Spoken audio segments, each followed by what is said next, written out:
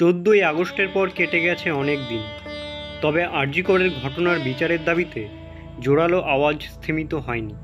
তার প্রমাণ মিলল 4 সেপ্টেম্বর জুনিয়র চিকিৎসকদের ডাকা প্রতিবাদের আলো জ্বালাও কর্মসূচিতে। কলকাতার গলি থেকে রাজপথ, অন্ধকার করা ঘরের ভিতর জ্বলে উঠল প্রতিবাদের কোজাগরি।